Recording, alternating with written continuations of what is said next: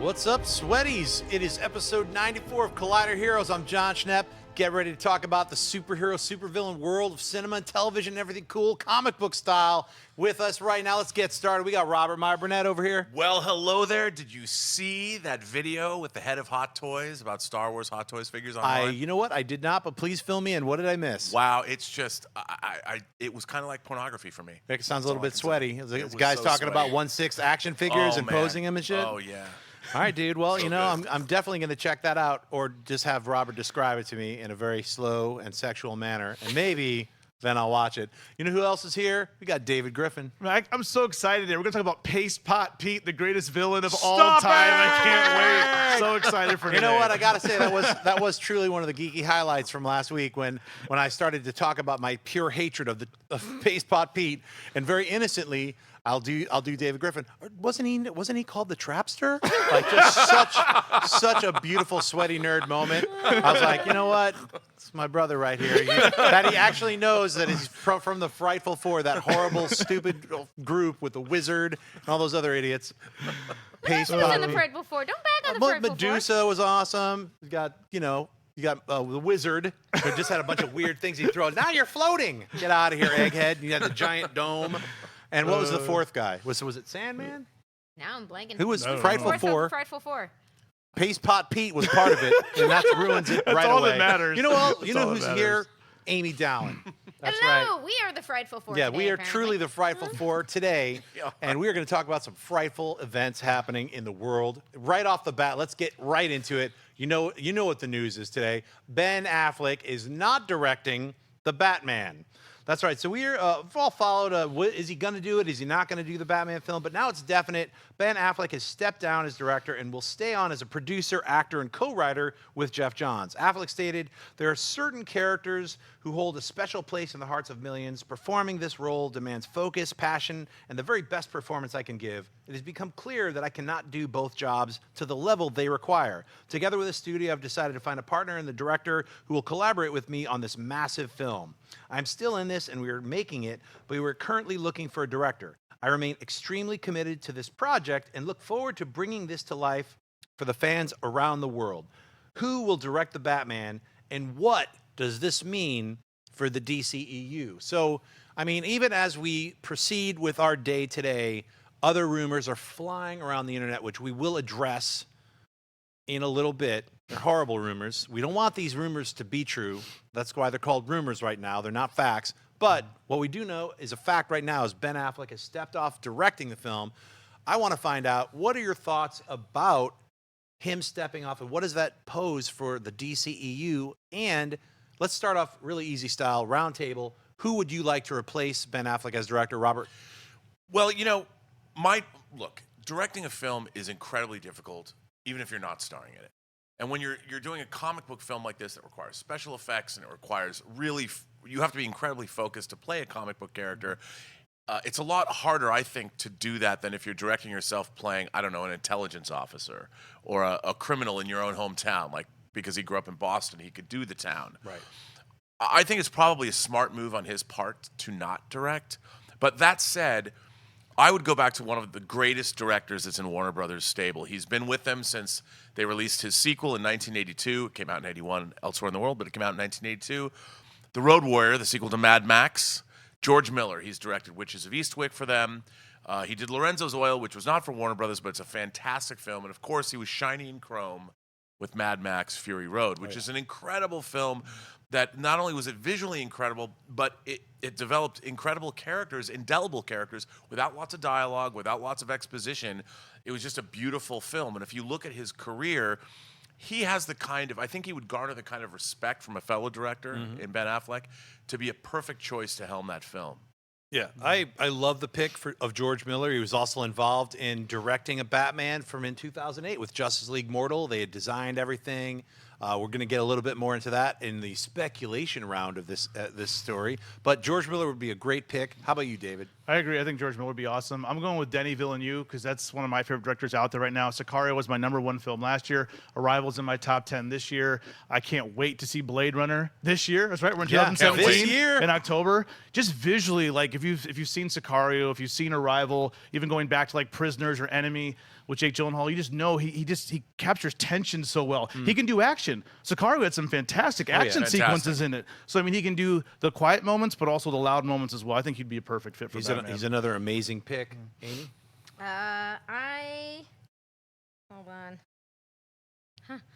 I was trying to do last minute research because I don't have a pick for this, guys. No? I don't have a pick for Batman. I was just trying to flash back to like something unexpected, but I can't deal with the fact that Ben Affleck isn't making this movie. Like this is really. I know life comes at you fast and things change and things don't work out the way you wanted them all the time. And as you guys know, I would rather like this film get made by someone who like if you're worried you can't direct Batman, it's probably a good call to not direct Batman. Right. But like I'm so sad that this has happened because I was so excited about the idea. Well, like I hope I will be excited about whoever they find. I love that was a very thoughtful and responsible statement that they issued about their commitment. Right. But like, oh, what a blow. Well, I feel it's a smart move for Ben to step down because of the pressure. And I know he might be feeling lots of pressure, especially with Live by Night, not doing well at the box office, not getting the greatest critical response. $75 million loss. Yeah, it's a big write-off. Not as big as Monster Trucks, but it's a big write-off. And it's not something that you can easily just throw away and say, hey, look, but at the same time, the man is incredibly talented. Not only is he an Oscar-winning writer, but incredible director, making incredible films like The Town, like Argo, like Gone, Baby Gone. Him as the director of the Batman, honestly, like hearing about him talk about, like I'm learning from Zack Snyder, this and that, I think Zack Snyder is an incredible director. When he's given a good script, that man can shine. So it's like it's his storytelling, unfortunately, that suffers a little bit as far as, at least for me, and his kind of misunderstanding of a lot of the comic book mythology, where he kind of looks at it in such a surface way. It's a little bit too commercial, where he's missing some of the subtext. For myself, and that's where it kind of falls apart, at least from where I'm coming from.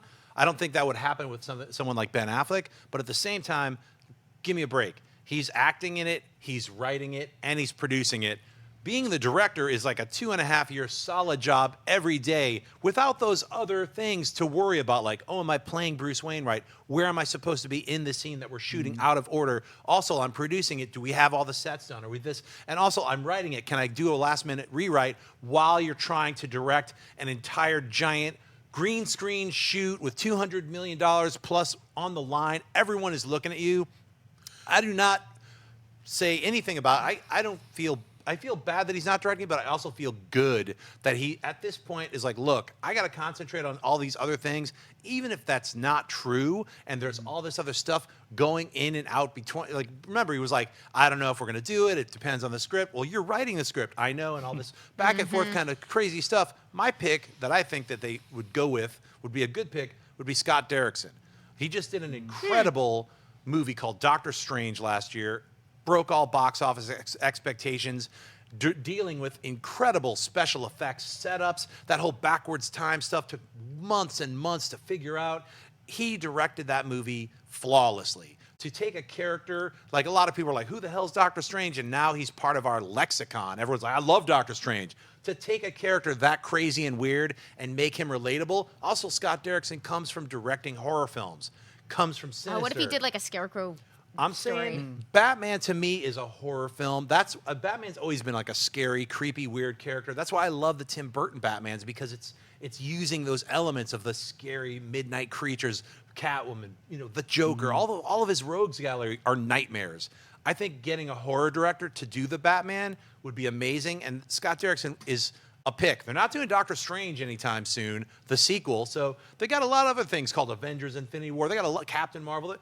Doctor Strange isn't coming out for 3 to 4, maybe 5 years. So Scott Derrickson has some time. So that's my pick.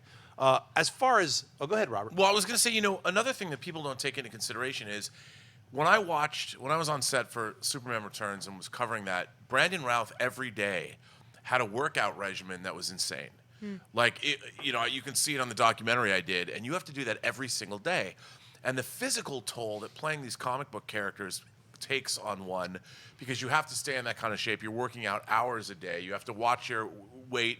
You can't go have a beer at the end of the day if you might want to do that, because you have to stick to this physical regimen for months and months and months at a time. Add that to the pressure of making a film, and I don't know how many people could survive that, because we haven't had somebody direct a superhero film and also star in it the way that Ben Affleck would have to be starring. And also, the Batman came about because of his successful portrayal of the Batman in Batman v Superman. Right. It wasn't necessarily part of their normal schedule. Like, they were going to do a Batman movie, but after he was so successful in the role, that's when they decided to do it, and they downshifted, and there's no Justice League 2. So, it's not that this was a sure thing in the first place. Right.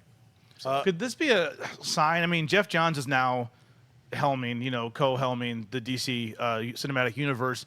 Could this be Jeff Johns, interaction too with Ben talking things out? Maybe this could be a good sign. I mean, unless we're going to talk about some rumors later, but if that's not true, maybe this is a good sign. Maybe they're starting to, I don't know, take control of what's going on over there, because I know seems like out of control. You know what? I can't take any of this as a good sign, unfortunately. Okay. I mean, for myself, I have to look at both teams. Let's say you have Marvel, all their announcements except for one film, Inhumans. Every single time they've announced their slate of movies, we're about to hear about Phase 4. So they've got 3 slates of films, each one like, and they got 5 in various stages of production. 6 to 9 films in each of these phases. So every time they make a big announcement, all of us as fans of the films that they've been making so far in all these phases are like, oh my God, they're going to do this, they're going to do that. Inhumans, that all of a sudden was a little fractured when the TV and movie division were butting heads. And we knew that because Agents of S.H.I.E.L.D. had already introduced the Inhumans. Now you have a fracturing right there where they were like, look, we want to make it a clean break. Marvel's films and TV had a clean break. They're operating separately now. Yes, they could be somehow connected, maybe, but that's really probably not going to happen. You're not going to see a lot of crossovers, especially within the main characters. But the Inhumans is now being done as an 8-episode television series. 2 of them will be put together and be released in the cinemas in IMAX. I couldn't ask for something better. For myself as an Inhumans fan, I get 8 hours instead of 1 movie, and I'm like, I still get to go see it in the theater in IMAX. Give me a break. So we win even within that one film that got pulled. Now we go back to the DCEU. Every single thing that they've been doing has been rejiggered and refigured, and we're not sure about this. People don't like the darker tone of Batman v Superman, so they kind of recut. We don't know what Suicide Squad was before they got their hands on it. And when I say they, I mean middle management, upper management, basically not trusting in any one of the director's visions, not trusting in any of the writer's visions, not knowing what they're doing, having a slate of films announced and then not knowing who's going to make them and how they actually formulate all together, except that, I think, Justice League is going to follow Batman v Superman, and Wonder Woman's going to have some scenes with Bruce Wayne in it, and Suicide Squad is going to have some scenes with Bruce Wayne in it, and Batman, little things like that where you're like, it is kind of part of the same universe, but tonally that feels completely different. None of the films feel like they fit together, really. I still love Man of Steel, but so we have these 3 movies. Now we have Wonder Woman. We have Justice League coming out this year. Look, I can't wait to see Wonder Woman. I'm sure, let's chime in about that. But what I'm kind of proposing right now is like after Justice League, we've got a big nightmare of proposed films that either are happening or not happening or in a state of flux. The Flash has lost 3 directors and now is getting a page 1 rewrite, the movie itself. Batman has been delayed again and again, back and forth. Ben's going to do it. He's not going to do it. He's going to do it. He's not going to do it. Now he's not going to direct the film.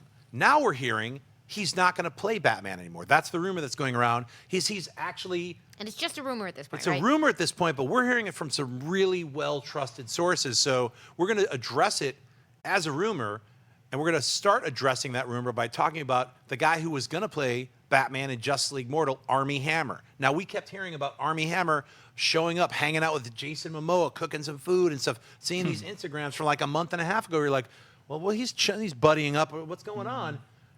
Maybe he's not playing Green Lantern. Maybe he's playing Batman. Now, he was going to play Batman in Justice League Mortal. Would that be just too weird? Is Ben Affleck going to bow out of Batman after they've already shot Justice League, after he's already got appearances in Wonder Woman and Justice League? How does this even play having this united DCEU if you can't get The Flash done, if you can't even get Justice League 2 done because you're delaying it for a movie that's still not going to happen? Now you've just lost the lead man. Aquaman is the one film I'm looking forward to next year because I think James Wan is going to do a great job on it. But all these other films, I don't know what Birds of Prey, or what is it? Gotham City Sirens. You have Shazam and Black Adam. People are just pulling at straws. It's like DC has so many amazing characters, and they're just floundering, not having any kind of direct vision on how to connect this universe. When, if you asked any one of us nerds, we could write it out for you real simple. Each one of us would have a different way to do it, but guess what? In less than an hour, you'd have a complete universe. And then we're just a bunch of nerds who love the world. Get it together, Warner Brothers, DC, please. For all the fans who actually want you guys to succeed, I want to see great DC movies. I don't want to see this kind of flippy, slipshod, horrible producing and just overall disrespect to all the creatives who are involved in any of the projects you guys are working on. Have Fumiyawa quitting after he's like, can't wait. He's got stacks of comics. I'm doing this Flash stuff. We don't know any of the behind-the-scenes stories, so we are left with this kind of conjecture. What do you guys think about what I just said? Any thoughts right off the top? Well, that was a fantastic clap. diatribe. That was amazing. I mean, I sense your passion in that, and I feel the same way that you do. That was fantastic, by the way. But I think again, it just shows you that Warner Brothers is rudderless. The DC universe is a rudderless ship that is floating. It is being tossed and turned depending on where the currents are going to go. You can't plan a cinematic universe like that. Studio executives, it's not their job. Their job is to greenlight movies and oversee them while the creatives make those movies. And there is an idea, I think, that everybody, everyone thinks they're creative. Everybody thinks they can make movies. I've seen it my whole life. I might be editing a movie for 6 months, and someone will walk in and tell me what's wrong with it. It's an incredible thing, and I think that Warner Brothers desperately needs. People talk about Jeff Johns. Jeff Johns is great. I've always loved his comic book writing, and I've always admired what he's done. But he did not come up as a movie producer. He gets a name. He gets an executive producer credit. But Kevin Feige, again, go back to Kevin Feige. He worked on 13 Marvel adaptations before the Marvel Cinematic Universe. He watched many different filmmakers, starting Sam Raimi and Bryan Singer doing Spider-Man and doing Mark Steven Johnson doing Daredevil and then doing Ghost Rider. I mean, he watched these things. He saw what worked and what didn't work. There is nobody at Warner Brothers who is doing this. They need a consortium of people that are real movie producers. I mean, Chuck Roven has been a lot of these things, but he's not a visionary producer. He's not a creative producer. He's a guy that keeps a movie on track, and that's what we're missing. And it's like, you can never succeed in Hollywood following a trend. You have to set trends. Right. And the Warner Brothers cinematic universe was copying what Marvel was doing from the very beginning. And they're trying to follow. Every time a Marvel movie comes out, they're like, oh, what are we going to do now? And they change it up.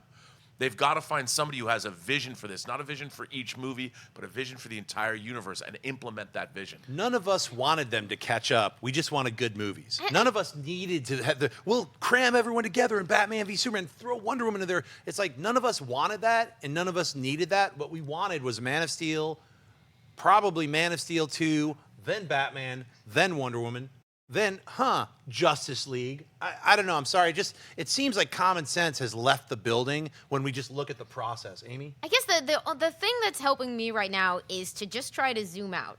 Like, if I stop thinking about the DC Cinematic Universe as something that's just a couple years old and think, like, it goes back to 1978 or it goes back to George Reeves, like, this is kind of a scary time in terms of, like, not knowing why these sort of bad signs keep coming out. But, like, you've got Batman, you've got Superman, you've got Wonder Woman, you have the freaking Justice League. In the long view, you have what you need to make wonderful films. So just breathe and take it easy, and whatever the steps in between you and making that happen are, just make them happen. And if there's some bumps in the roads, I guess I'd rather Ben Affleck stop directing now than have a breakdown halfway through shooting. Like, that would be a lot worse. I agree 100%. In fact, honestly, like, if those horrible rumors of him stepping down as Batman are false, I feel really confident. I'm glad that he was like, look, I'm not going to direct it, because that's what he was saying over these last few months is like, I feel like overworked, the script's not done, and now they're asking me to start directing the film, to looking at boards and concept art. I don't have time to finish the script. I think it was a call for help. I don't know if anybody answered that call for help. I don't know if it's too late, and now he's like, I'm out. We don't know that. Obviously, we're going to find that out in the next couple days, but these rumors are just going all around the internet right now that Ben Affleck is out, and now who's going to take over, and we're hearing Armie Hammer. So what are your thoughts, David? I don't know. It's so hard to judge casting because you don't know until you see somebody in the role on the big screen. I mean, of course, when Heath Ledger was cast as Joker, it was like, is that the guy from like 10 Things I Hate About You, that pretty boy actor? You know, As but a then, huge 10 Things and Knight's Tale fan, I'd like to say I was the that's one true, pushing right? my faith. Yeah, and he killed it. You know, you just don't know. Armie, from what I've seen from him, Social Network, I thought he was good.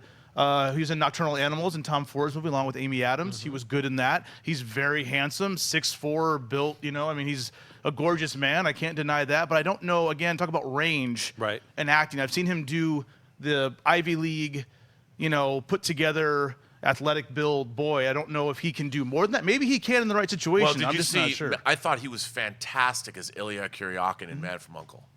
Yes. He Okay. was so good. He was I've great. seen He was that. doing That's a what I know. Russian accent. Yeah. I mean, the fight scene in that with Napoleon Solo in that, even in the bathroom. I mean, you look at, they've been grooming him at Warner Brothers. See, the studios, they have an internal casting director at the studios. And if the casting director likes somebody, look, they've been trying to make Armie Hammer a star with Lone Ranger. He has the looks for it. Yeah. He's got the looks, but I also think he has the acting chops. He is fantastic in Social Network, and he's playing two parts. Is he as interesting though as I think like as a Michael Keaton or a Christian Bale? Like, I mean, Christian Bale started like as an American Psycho. Like those guys just have that. They're just, I don't know. Armie looks great, but I just don't know if he has that They range. have that edge, but you know, you're absolutely right. And Man from U.N.C.L.E., that's Batman and possibly Superman acting together if they actually true. do this change. And they had great chemistry. True. So Great it's like chemistry. A lot of people haven't seen the Man from U.N.C.L.E. mainly because it's called the Man from U.N.C.L.E. You should have just called it Uncle or came up with something else because the Man from U.N.C.L.E. just too hokey, and people are like, what is this Man from U.N.C.L.E. thing? Nobody went to see it.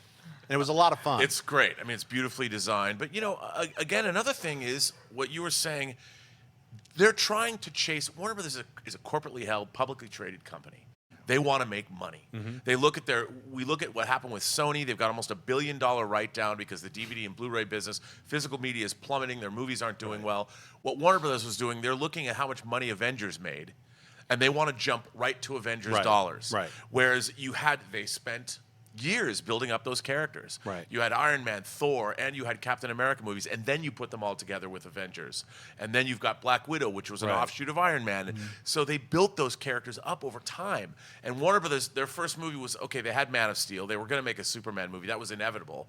But then the first thing they do is go to Batman v Superman and put Wonder Woman and Batman and Superman together. and Lex Luthor and Doomsday and the death of Superman and And they want those Avengers dollars, and that's what they're expecting. They're expecting $1 billion, and that's like that's not how it works, guys. You can't run before you walk. Right. Well, I mean, and the saddest thing about a lot of this is that DC, just like Marvel, has an incredible, amazing roster of different kinds of stories and characters, not just Batman or Superman or Wonder Woman. They have incredible characters. I mean, it's Jack Kirby's 100th anniversary, and I could list off 5 movies right there. OMAC. I'd like to see the New Gods. I want to see the Demon. I want to see Command-Eye. You know? And I know like They it's already made the losers. But I know it's unfair to compare it to the TV universe. I think DC, especially on the CW, has done an excellent job. Season 2 of Supergirl has been fantastic. The Arrow is back to where it used to be. Flash is great. Legends of Tomorrow was a lot of fun. They did a funny episode the other day. Hopefully you got to check that out. I mean, it's just that you care about those characters. You really care about them. You care about the world they inhabit, the people, and like I wish they could translate that into the films. I know it's different when you have 22 episodes as opposed to a 2-hour movie. But still. again, you have a visionary.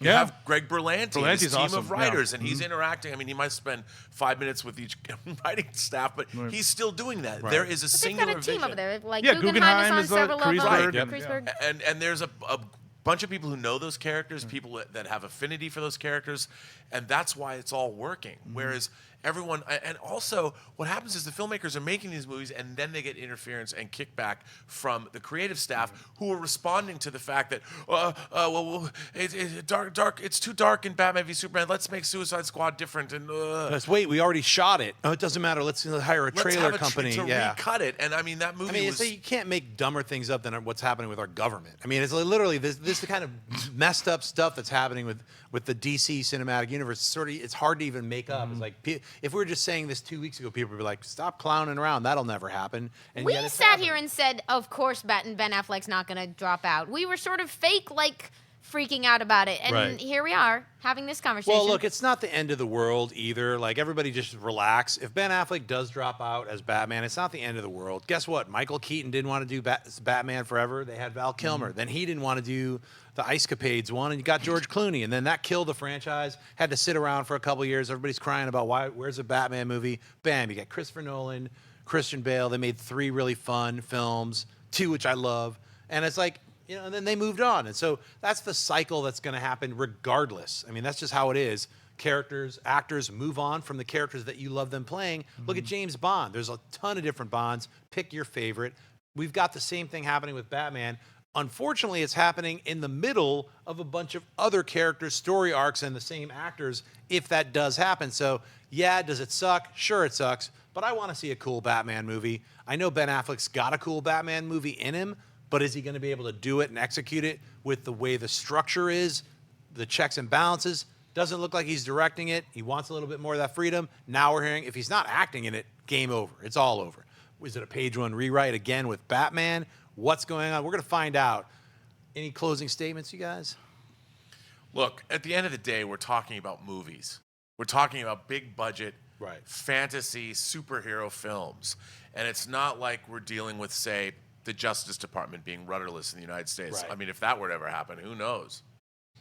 But, it's like I don't think we have to worry about these things. Right. It's going to sort itself out. We're going to look, Warner Brothers is going to hire an A-list director to work with an A-list actor, whether it's Ben Affleck or Armie Hammer. Both are great choices to play Batman. I love Ben Affleck's Batman. But in the long run, I think I'm still excited to see these movies. I can't wait to see Justice League. I can't wait to see Wonder Woman. I'm really excited to see Black Adam. I mean, I can't wait to see these movies. As I've always said on this show, we live in a time of wonder, and we should be embracing that and going out and celebrating it. But you know what takes a little bit of that taste of wonder out? Knowing if Ben Affleck isn't going to play Batman and then watching him in Justice League. So you're sort of like, You're right. Oh, yeah, that's right. Yeah, that's that'd the be thing that weird. I'm talking about, where it's not like the movies have already come out and then they're just replacing the actor. We've still got 2 movies that he's in, Wonder Woman and Justice League. right. So that puts a bit of a little bitter tinge on it, but let's hope that that's not the case and we're going to move forward. But let's move into another story. One guy's not directing something. Another guy is coming back to direct something brand new. That's right. Bryan Singer is coming back to X-Men. It seems that Bryan Singer is not done playing within the X-Men universe. After announcing the X-Men Apocalypse was his last X film for a while, he's come on board to oversee and direct the X-Men brand new series pilot about a mutant family on the run from the government and their tracking robotic sentinels. What does his directing say about the possible film characters' appearances, and is it going to be bridging the films and the television series because of his involvement? Amy, what are your thoughts on this? Well, it's been, like a week and a half since we got the Lauren Schuler Donner statement about how they weren't necessarily going to be connected. Yes. Once things change. Yeah. I think we've discussed this before. My kind of position on Bryan Singer is if he wants to be here and if he wants to be doing it, I'm excited. Yep. I don't know him as a person, but you can tell from like how much of his life he's put into these X-Men movies. He obviously loves what these characters and this world. I don't need it to touch too much on the movie stuff, but I don't know. I think this is kind of exciting because I really wasn't expecting it, so therefore there's no way he's like obligated to do this, Right. which means to me he must be excited to do this, which means I'm excited to see it. Yeah. I know I haven't loved every choice he's ever made in the films. You guys know I wasn't as happy with Apocalypse as I Right. wanted to be. But again, the fact that like I didn't see this coming makes me excited. Well, I think, what's exciting to me is that Bryan Singer is excited to do this, which means it's probably going to be pretty good. I feel like X-Men Apocalypse, half of that movie was energetic and fun and brand new, and that's the movie I wanted to see, and the other half had Apocalypse in it, which was just like, which was kind of a bummer, and it ended up in this kind of mishmash cloud thing at the end. All of the brand new X-Men that were introduced, I want to see another 2-3 hours of that. And if Bryan gets a chance to explore that with this new family, with the same kind of Sentinels that have already been built out of X-Men, Days of Future Past, I'd like to see that through line, that storyline, that look continue forward into the TV world. And because basically he's established the X-Men, he's been with it, like you said, since the beginning, since 2000, even probably earlier. So to see him come and bring the television universe, kind of tie it in with the film universe is what I'm hoping. How about you, David? Well, if you watch TV Talk this week, sorry if I sound like a broken record, but just talk about television directors, something I understand a little bit more. Film directors, just that whole process just confuses me. It just seems like a madhouse. Typically, when you have a brand new show, you're going to have a big-time director direct the pilot. Whether it's David Fincher for House of Cards, or, some directors stay all the way through, very Soderbergh and the Nick. You'll have a big director come in, they get the look of the show set up. So with House MD, Bryan Singer came in, did that, went on to be a very successful show, but he had very little to do with the process after that. So in this instance, like you said, John, maybe he's going to be establishing that world, getting it set, because the showrunners, the day-to-day writers, they're going to be the ones overseeing everything. They're going to have different directors come in here and there, but he's going to be setting up the overall look of the world, and he knows the X-Men world very well. So I'm excited to see what he's going to do with that. Robert? Well, me too. You think about, like, whenever we see the mutants go into Cerebro and you see how many mutants there are in the world. The X-Men are, it's not like they're the Avengers where they have a building in New York City. The Avengers are down Graymalkin Lane and they're in their little house and they come out and do things that the rest of the world doesn't really know about. So there's all these mutants manifesting themselves all over the world, and we don't know. The Sentinels we saw were in the 70s. Right. So I'm sure the Sentinel program stuck around because mutants weren't going anywhere. Sure. And, they're going to have, like you said, Bryan directed House. Bryan was the one who cast Hugh Laurie as Dr. House. And one of the great things I think Bryan has going for him is he has very good taste in casting. He brought us Professor X. He brought us Hugh Patrick Jackman. Stewart and Hugh Jackman, and he brought all those. He cast that role perfectly twice. Or did Matthew Vaughn cast Matthew Vaughn did, but Bryan was a producer on that movie. I'm sure he had some he kind did the first perfect one. Right, and I think it's going to be great. And I know that he's also a producer on Legion, too. Yeah. So I think that Bryan wants these things to be great, and I'm sure the tone of it will at least be serious. It's going to be thoughtful and interesting. So I'm always looking forward to seeing what he does. Same here. I'm looking forward to it. I can't wait to see Legion. I think that's coming up in the next 2 weeks, the series premiere of Legion. And we still don't know what this is called. Is it just going to be called X-Men? On the Run, or what is it going to be called? I'm looking forward to seeing what it's going to be called. Guess what? We're launching into Minor Mutations. Is that right? We're going to just talk about a bunch of little news items and pick the ones that we want to talk about and expand on.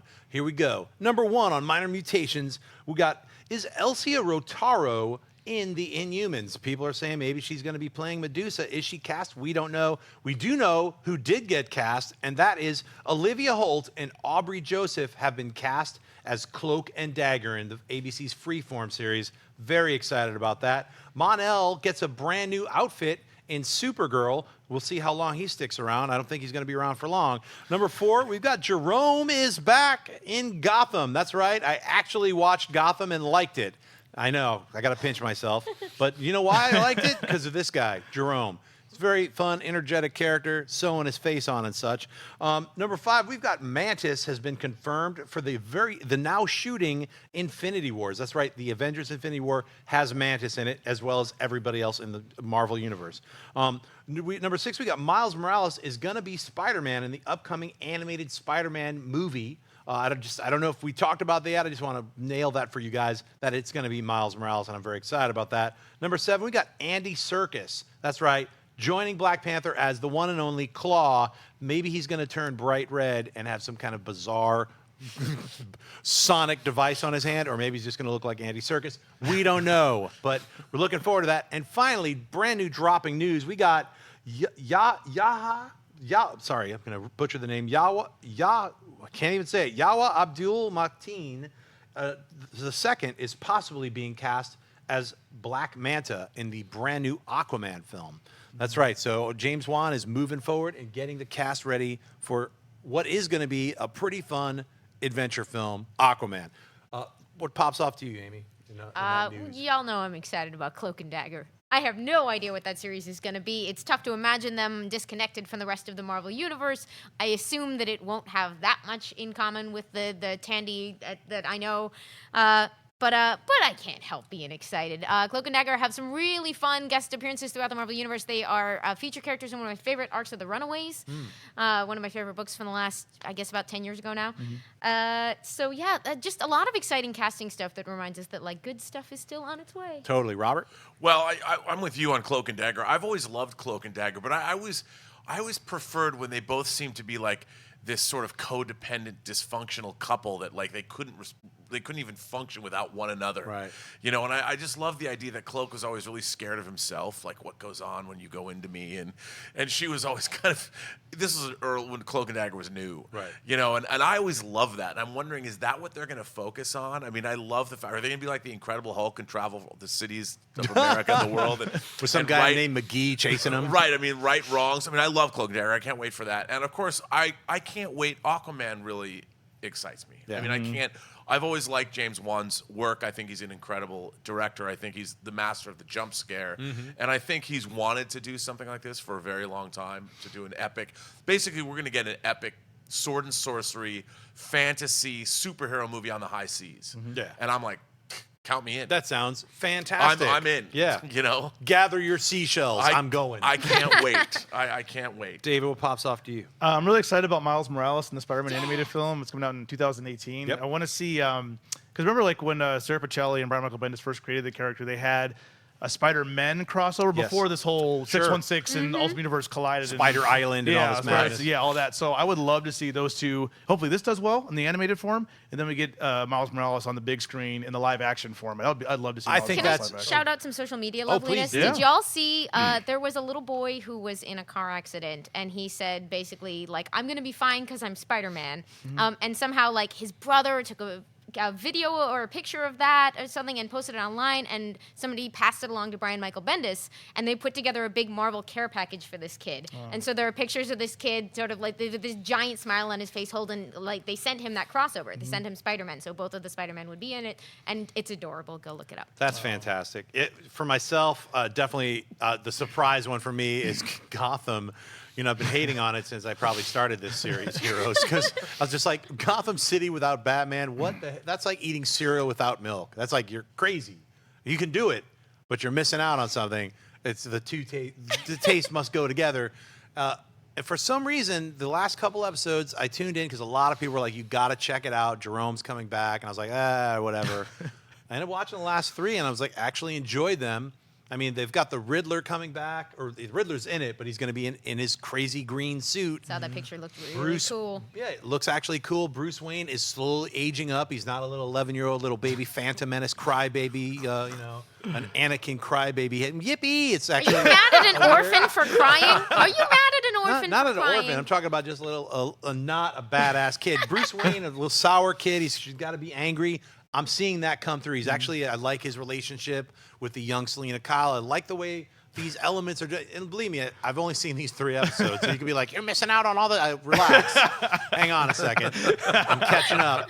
Mainly because I like that character actor who was playing Jerome, who's cackling around. He's like a mixture of Jack Nicholson and Heath Ledger. His delivery, yet it's a little bit even more unhinged. I like the way he's acting. I like that they cut his face off and he sews it back on with like staplers and stuff. It's madness. It's crazy. I got to say, wow, what a turnaround for Gotham for me. That's the one that pops off to me. So I want a Miles Morales hot toy, just so you know. In case you would have thought I wouldn't have, but I do. I think they're probably on that, Robert. I really want one. I have the Funko Pop. Miles yeah. Morales Funko Pop. Yeah. Honestly, I do think you're correct, though, David. I think they are going to be introducing a very young Miles Morales, hopefully in Spider-Man Homecoming, so that by the time they do Spider-Man 3 with Tom Holland, we've got a slightly aged up Miles Morales who could possibly be Because in the new Spider-Man Homecoming trailer, you see that kid who looks like Genki Lee from the comics. Like that's Miles's friend. But I mean, Right. that actor is not playing Genki, but it looks just like him. I mean, if you look at the comic book photos, yeah. I wouldn't be Crazy. surprised. I wanted to bring attention. I'd love a moment of silence and reflection for the memory of John Hurt, an amazing character actor who passed away this week. So would love to reflect on his incredible roles from Alien to I, Claudius to The Elephant Man. So many incredible roles. Tinker Soldiers. Harry Potter. Harry Potter. I mean, the list is endless. Contact. The War Contact. Doctor. S.R. Haddon. The War Doctor from Doctor Who, 1984, if I didn't mention that. So just let's all give a moment of thought and reflection for John Hurt.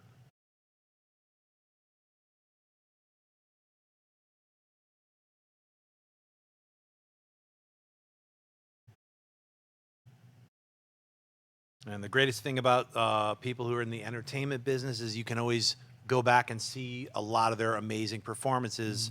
If you get a chance, check out David Lynch's Elephant Man, in which his performance through all of this makeup and crazy madness is so emotional. You'll be a wreck by the end of the movie, but you'll love every moment of it because you'll feel like a human being. You know, John Hurt did something that not many people know he did that I love. There was a band from the 80s called The Art of Noise. Oh, yeah. That Trevor Horn, who's a record producer, he started his own record label, ZTT, that Frankie Goes to Hollywood was on. One of the great 12-inch record producers of all time. But they did an album called The Seduction of Claude Debussy. It's an Art of Noise concept album, and John Hurt narrates it. I've got to hear that. And it is, 'cause I first don't of all, think if I've you heard want that. to see I love something, Art of Noise. get this album. First of all, this album is awesome. It's one of the great electronica, What's it techno. called again? It's called The Seduction of Claude Debussy. Because it's all about the whole unifying theme is all about Claude Debussy, the French, the great composer. Wrote Clair de Lune and everything, like from the end of the right stuff. But John Hurt, he narrates this record, and and his voice is so John Hurt. It's amazing. So not just John Hurt, the actor, but John Hurt, the narrator on an Art of Noise record. Fantastic. Wow. Deep cuts from Robert Meyer Burnett. Let's move into Twitter questions. We've got CM Parsons asking, why is DC having the problems with their movies and Marvel isn't? Are they rushing? Is it DC's unique characters? Well, CM Parsons, I think we covered that quite a bit. I don't know if we want to recover that 30 minutes of diatribes that we went through. But, I mean, honestly, it really kind of breaks down to Marvel kind of put it out methodically and had a game plan, and DC kind of like, let's catch up to trying to cut and paste and glue things on top of each other without having a solid game plan. At least they thought they might have had a game plan, but they didn't stick to it. So once you start questioning your game plan, you don't have a game plan anymore. Now you just got a bunch of questions. What are you standing on? You're standing on air. Oh, I'm sorry. Now you're dropping like Wile E. Coyote, and there's a dust cloud at the bottom. The Sweaty Nerd asks, with Deadpool being over the top, could we possibly see Wolverine in his costume if he appears in Deadpool 2? Well, Sweaty, I think that's a great idea. Yeah. I would love to see a fat Wolverine in that stupid yellow outfit, just chomping on a cigar, Hugh Jackman just F-bombing the hell out of it. I would love to see that.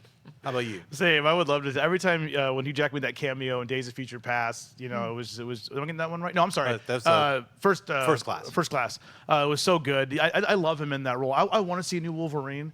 I'm ready for it to be recast, but he's been great. I mean, for the last 15 years, 16 years now, he's just done such a wonderful job. 17. Yeah, 17. Oh, 17. So yeah, more Hugh Jackman, the better. 18, actually, because 18? X-Men came out in 99? 2000. Oh, 2000. Yeah. Yeah. Yeah. Wow. Well, I mean, look, I want to see a battle between Deadpool. I want to see a Monty Python and a Holy Grail battle where they hack everyone's limb. They just Yes. to the point where they're basically just half a torso and half a head. Oh, that would be and fantastic. just where they just eviscerate one another to the point of there's blood all over the screen. There's just body parts everywhere, and I mean they already did that with Deadpool with his little baby hand that grows back. Yeah, I want that's to right. I want to see the apocalypse now of limb cutting in a Wolverine Deadpool battle to the death. I am backing that up. I want to see that too. How about you, Amy? I don't know. That would be a weird way to like give a coda to the Wolverine legacy, like to have Logan and then have like the comedy hack to bits thing. It would probably work. But what I loved about this question was it hadn't really occurred to me like this would be the best context for a joke with the original costume, Right. like with either the yellow and brown or the yellow and blue or like one of the other variations. Like even if it's just like appearing in a framed photograph when they go back to the X-Mansion to pick up Colossus and Negasonic or whatever we have to do. I think that's a great idea. I love it. Patrick asks, do you think we'll see the classic original or a modernized outfit of Iron Fist in the Netflix series? Now, so far we've seen, he's got the brand. We haven't seen the weird green and bright yellow head bandana. I don't know if that's going to show up. I kind of highly doubt it. They might have him in that kind of like, everybody might be in like a weird yellow outfit doing like some fighting stances as an homage to that kind of an outfit. But when you look at all of the Netflix series, sans Daredevil, who is wearing an outfit, but it's been completely retrofitted. It looks like, it doesn't look like the comic book version. It's the closest one. But, Luke Cage, Jessica Jones, and I think Iron Fist are not going to have the traditional outfit. That's my guess, Amy. Yeah, I would be very surprised if Netflix, if the series that they decided to go all out with the costuming was Iron Fist. That would really surprise me because they've built their brand on sort of easing people into the kind of superhero side of it, which is why we started with like the John Romita Jr. Man Without Fear version of the Daredevil outfit, and then slowly have evolved into a more comic book looking thing. And as someone who just loves when things go full comic book, like I get that it's like, I want to see the full thing, but I'm not sure Iron Fist is the place to go all out with the deep V-neck to the waist, like, as hilarious as it is. And as much as I love comic book Iron Fist, we're going to see some other version. And I got to say, there's some articles online where they're like, this is what, the Avengers would have looked like if they were based on their actual outfits. And there's like Hawkeye with that weird purple, where you're like, in the comic books, it looks cool, but then you see somebody wearing that, you're like, that's like really bad cosplay. So you understand why they make those changes and things have to adapt, because some of it doesn't translate. How about you? I think they could do like they did with Luke Cage. There was a short, small scene where he had the outfit on because he needed some clothes, and he looked at himself. He's like, "You look like a damn fool," and then took it off. But I think they could do the same thing. Maybe like he needs some rags and he puts it on, and then somebody's like, "What's that outfit?" And they could make fun of it. They could do something like that. Or like maybe he's in a dojo somewhere, and that's like his workout wear. He's wearing the old Iron Fist. I mean, I get a bit torn when they make fun of the original outfits, because I like even the Jessica Jones where they pull that up. Like I was simultaneously thrilled and like it hurts the heart a little where they're like, that looks ridiculous. Where I'm just like, look, I know it looks ridiculous. I mean, they've done a good job though. If you look at the costumes that they've done, especially for the Marvel Cinematic Universe. Right. Iron Man looks like Iron Man from the comics. Right. He has many different armors because it's practical. That's what he is. Thor is wearing his Asgardian armor. That's what Asgardian warriors wear, whether you're Warriors 3 or Thor. Black Widow is wearing an ops outfit. That's what she wears when she goes on missions. Right. Captain America has been wearing that outfit since he was going out for U.S. postage stamps during the war or whatever. I mean, it's been an evolution, so there's a reason why those characters have uniforms on, whereas the Netflix Marvel universe, it's like, why would these characters, other than Daredevil, which is actually so he doesn't die. Yes. Yeah. He can get hit by knives and he can get his armor. Yeah. And Jessica Jones and Luke Cage are just people. Well, they're superpowered too, invulnerable, so they could be like literally their clothes are getting destroyed all the time. Right. So they're like, hey, I'm going through shirts left and right. It makes sense. They're evolving up into that model. Yeah. Like in the comics, Jessica Jones wore a jewel outfit because there were a million costume superheroes going out, and it was what everybody did. That doesn't exist in the Netflix universe, so it wouldn't have made a lot of sense. And I think Iron Fist kind of wants to he wants to lead a stealth existence. He doesn't want people to go, oh, you're Iron Fist, as he walks to the local corner store. The most important thing about Iron Fist is the Iron Fist. Yeah. That's going to be the effect. That's when you see that glowing, you're like, what? Explosions, madness. So we're going to get into that weird realm with Iron Fist, and I'm sure that's going to continue with the Avengers. We got Tony asking, Marvel's Avengers on Disney XD, they're doing the Civil War with the Inhumans. I realize the mutants never have been introduced. Thoughts? So I haven't really watched the Avengers Disney XD, but basically what he's trying to say is the X-Men have never been introduced. They kind of replaced all of the X-Men. That's got to be a rights thing, right? Well, well, the thing is, Marvel owns the rights to the X-Men animated. Really? So, yeah, they could if they wanted to do that, but it's because they don't have the movie rights. They don't want to increase the visibility any more so than the bare minimum. So Fox has all the rights to the X-Men. And the Inhumans are about as close as the Marvel Film Division can get to an X-Men without actually having the rights to X-Men. Not being able to call them Inhumans, or mutants. So I think that's the kind of the little back and forth that they've been having, where we're not going to let you have the toys or the video games, or we're going to take them out of as much as possible, besides just straight up canceling the comics. So they canceled the Fantastic Four, but that's because nobody was buying it. X-Men, they're still making money on that, so that they were like, well, we'll make that money. So it's a little bit, that's business, unfortunately. Anybody want to add anything? It's like, well, I was going to say that it's funny because the Inhumans, if Black Bolt was involved in the Civil War type scenario, I think it would end very quickly. Oh, yeah. I think he would probably put an end to it A all. silent scream. I mean, Well, it's I'm just curious how they're handling it in the cartoon because in the comics, like the X-Men, who you would think would have been a huge part of it, they kind of pulled this gambit where the X-Men were like, "We're going to stay out of this one," and it's weird because like the moral issues at stake for me were always determined mostly by the existence of mutants, but the X-Men themselves didn't play a huge role in the central story. So I got to catch up or see the animated series, see how they're handling this. Yeah. Yeah, could be cool. Brian Yetman asks, with the problems with the Flash movie, does this make you hesitant about Wonder Woman? Until I see it, my expectations are very low. Well, Brian, my expectations for Wonder Woman are very high. I can't wait, and it's also, remember, most of it's taking place in World War, I believe it's World War II? What? World War One. So it's not even in this current universe. I mean, so your expectations, just like Captain America, the first film, it's in a different time period. So I'm just looking forward to seeing the Wonder Woman on the big screen. So what are your thoughts? I am very hopeful that being relatively standalone means the Wonder Woman movie we get is the Wonder Woman movie they were trying to make, and that hopefully, like, troubles on an unrelated movie don't. I hope they don't mean anything for Wonder Woman. That being said, like, is it smart to try to go in without expectations? Yes, that can be a very nice, rewarding way to watch a movie. If you're like, I hope it's good, but my hopes are sky high. guys? It's so hard because especially with these big tentpole films, you talk about these huge mega blockbusters that need to make $800 million to even get a little bit of a profit. It's so hard to see so many clips, trailers, photos, which are you out there watching and us dissect because we love doing this. We love doing, but unlike watching like Manchester by the Sea or Arrival, it's like I didn't know much about Arrival. They released a trailer like not too long before the movie came out. You go see it, it's like, oh, that was interesting, but you had no expectations about Arrival except that you knew a good filmmaker was making it. So, yeah, the pressure's already there, the expectation's already there. But because this is a standalone film, I have to go with Amy. Well, not standalone, but because it takes place in a different timeline, I'm hopeful, like Amy said, that's going to be good. See, I approach movies, I think, differently.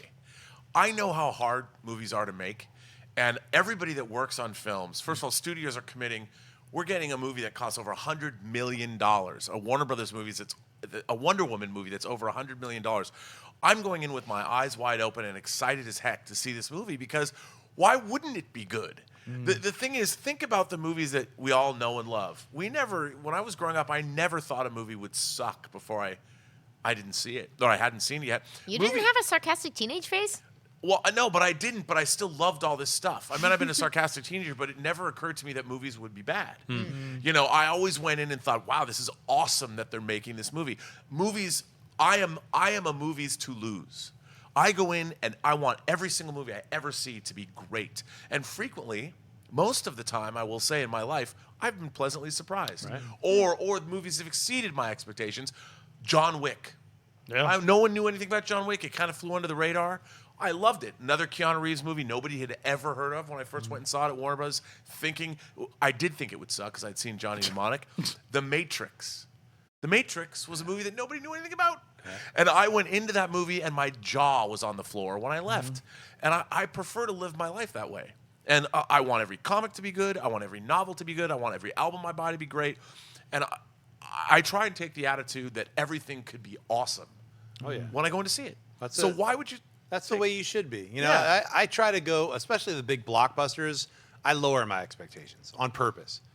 Like all other movies, I just go in pretty much a blank slate. I've seen the trailer. I'm looking forward to it. But these kind of bigger, albeit either science fiction or fantasy or superhero films, I try to on purpose lower my expectations because I don't want to bring my judgments and my weird catalog of baggage of like, it's not like the comic. Just got to throw all that out. Because all that's going to do is ruin the movie for you. You just have to experience it as a film. So, I hope to do that with all of these films, starting with Wonder Woman.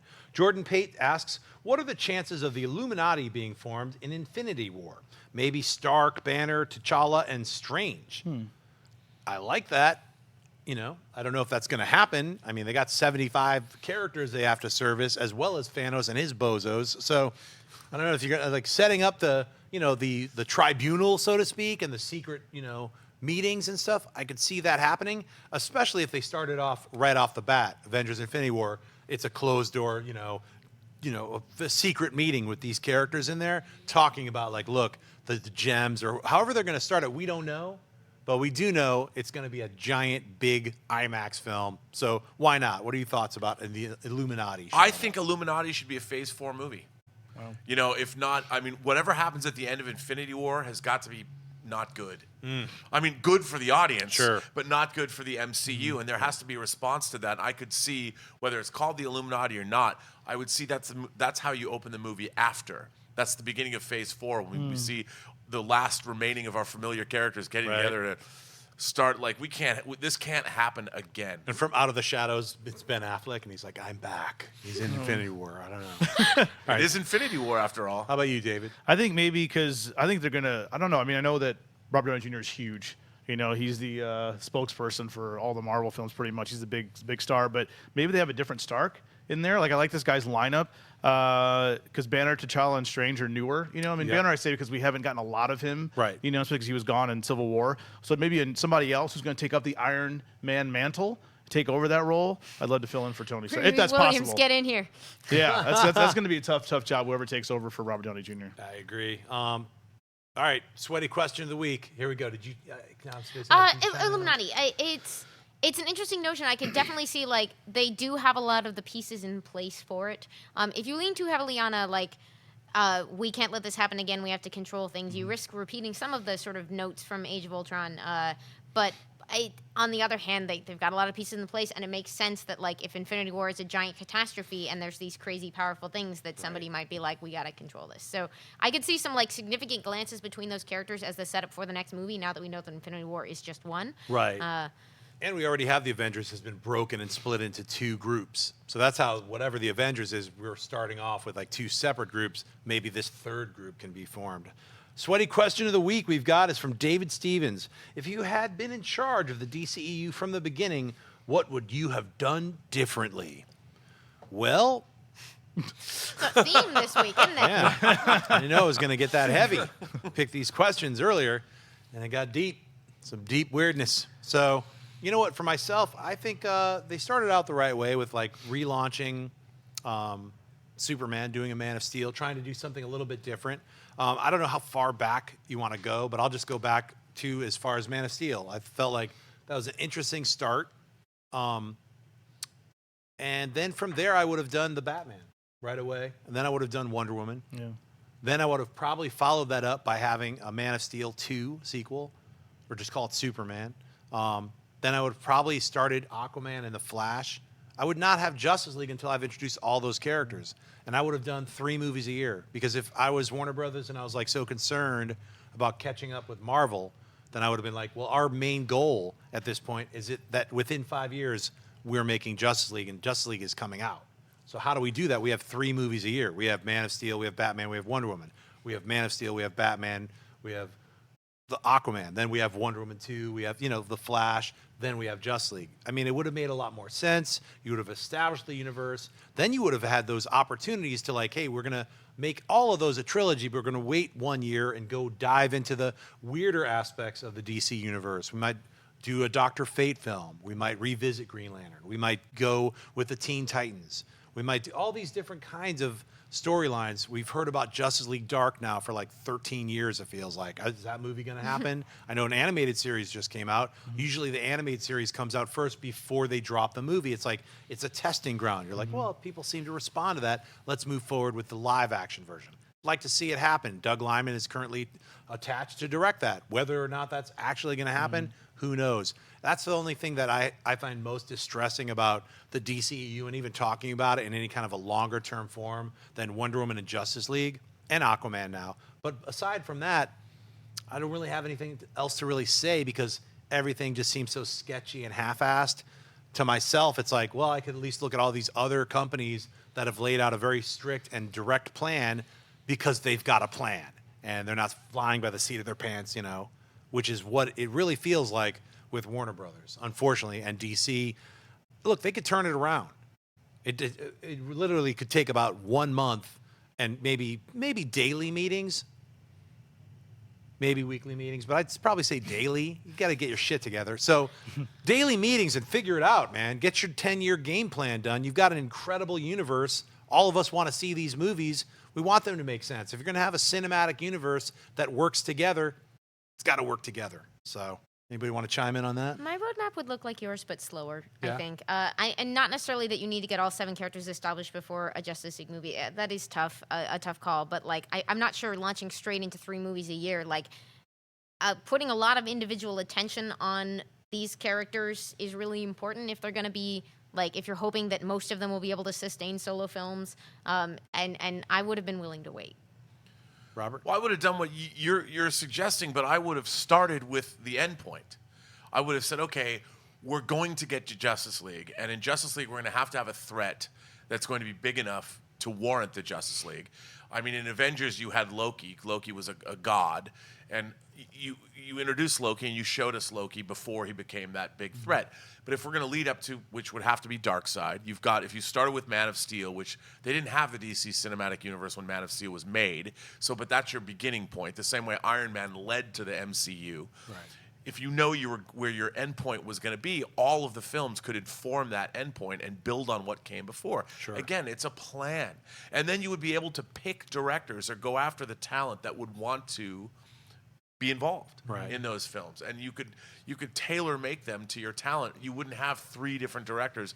The idea that 3 different directors have departed a Flash movie and now they're rewriting the script from scratch shows me that who made the decision with the first script that they were giving to directors that 3 people departed from. It's maddening because there's money. What people don't understand is when movies don't get made, there's still millions of dollars that are spent on those movies, and it's movies sometimes can rack up tens of millions of dollars of fees against them, and of previous development costs and things that they've been spending that they have to write off on in the final budget of the film. And that's what's happening. They're spending lots of money on these people. Well, hopefully those millions and millions of dollars will pay off when they get their act together and figure out the slate and announce it. That's what I would do, is like get Wonder Woman out, concentrate on that, make sure that's a smash hit, make sure that they put all the publicity that they need to put into that film to make that film a giant hit. I feel very confident it's going to be a real fun film. It's getting through all this negativity now that's been built around the disappointment of announcements that you've made that you can't deliver on. So now you've affected negatively all your future films. So you got to wash that away, concentrate on Wonder Woman, concentrate on Justice League, and then before Justice League comes out, re-announce your slate. Get it together, figure it out, be solid with every single film, get your writers in play, get your directors in play, re-announce your slate. That's the easiest thing you could do to get all your fans back on board. That's what you have to do, because right now, it's not looking too good. I want to thank everyone who was on the panel today, starting over here. Robert, where can we find you? You can find me on Instagram at RM Burnett, or on Twitter at BurnettRM, or find me on Facebook at Robert Meyer Burnett. David. You can find me on Twitter and Instagram at GriffinDE, as well as here every Monday on Collider TV Talk. Amy. You can find me at Enthusiamy, as well as all over Geek and Sundry.